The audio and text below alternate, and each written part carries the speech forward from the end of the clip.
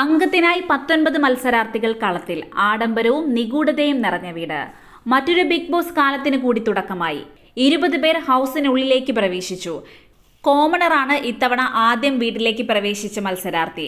തൃശൂർ സ്വദേശിയായ അനീഷാണ് ഈ സീസണിലെ ആദ്യത്തെ കോമണർ. അനീഷിന് പിന്നാലെ ഓരോരുത്തരായി അവരവരുടെ ഊഴത്തിന് അനുസരിച്ച് ഹൗസിലേക്കെത്തി.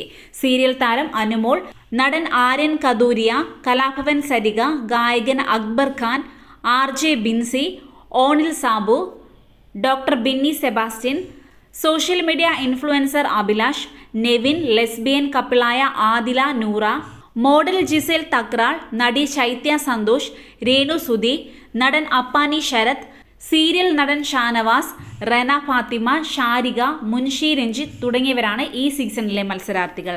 ആ കൂട്ടത്തിൽ ആദിലയെയും നൂറയെയും ഒറ്റ മത്സരാർത്ഥിയായിട്ടാണ് പരിഗണിക്കുക. അതുകൊണ്ട് തന്നെ എണ്ണത്തിൽ 20 പേരുണ്ടെങ്കിലും 19 മത്സരാർത്ഥികളായാണ് കണക്കാക്കപ്പെടുക.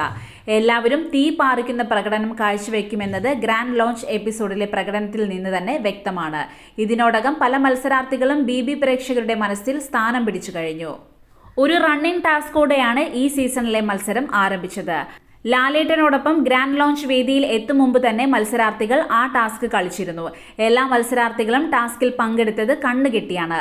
മത്സരാർത്ഥികളുടെ ഫോട്ടോ പതിപ്പിച്ച മെഡൽ പോഡിയത്തിൽ വച്ചിരുന്നു. അത് ഒപ്പം വന്ന വ്യക്തിയുടെ നിർദ്ദേശം അനുസരിച്ച് സഞ്ചരിച്ച് കണ്ടെത്തിയ ശേഷം മുന്നിൽ വെച്ചിരുന്ന ഗ്ലാസിൽ ചുവന്ന നിറത്തിലുള്ള പൗഡറിൽ കൈമുക്കി മുദ്ര പതിപ്പിക്കുക എന്നതായിരുന്നു.